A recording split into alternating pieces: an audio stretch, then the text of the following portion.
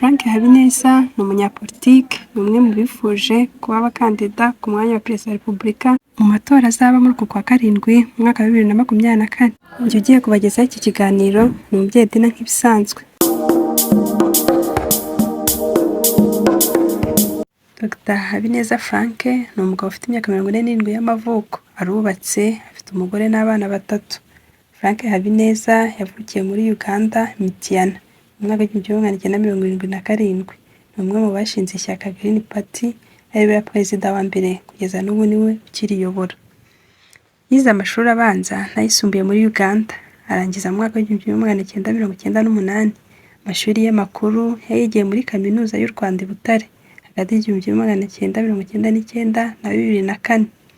Arangije kaminuza muri 2005, yahise agirwa umunyamabanga wihariye wa Minisitiri ushinzwe ibidukikije, amashyamba, amazi n'amabuye y'agaciro. Mu mwaka wa 2006 yavuye mu mirimo ya leta ajya kuyobora icyitwa Nile Basin, ikigo cyitaga kubungabunga ibibaya by'uruzi rwa Nile kugeza mu mwaka wa 2009. Frank Habineza yashinze ishyaka Green Party muri Kanama 2009. Benshi mu bashinze Green Party bahoze ari abanyamuryango ba FPR Inkotanyi, baza kuyivamo. Muri Werurwe 2010, Habineza abaye umutumirwa w'icyubahiro muri Kaminuza Nyafurika yita ku bidukikije y'i Rabat muri Maroc. Inama yari mu rwego rwo kugira ngo amashyaka aharanira kubungabunga ibidukikije yo muri Afurika ahurize hamwe imbaraga. Ukwezi kwakurikiyeho yahise atorerwa kuba perezida wa komite nshingwabikorwa mu ishyirahamwe ry'amashyaka aharanira ibidukikije muri Afurika. Dr Frank Habineza nyuma y'amahugurwa n'amasomo yongera muri Afurika y'Epfo no muri Suwede mu mwaka wa 2013, yahaye impamyabumenyi y'ikirenga y'icyubahiro muri Amerika, bamushimira guharanira demokarasi n'uburenganzira bw'ikiremwamuntu.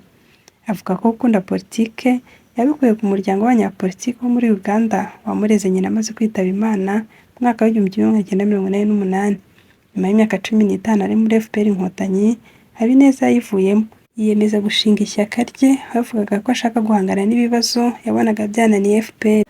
Dr Frank Habineza yatanzwe n'ishyaka Green Party abereye umuyobozi kuzarihagararira nk'umukandida ku mwanya wa Perezida wa Repubulika.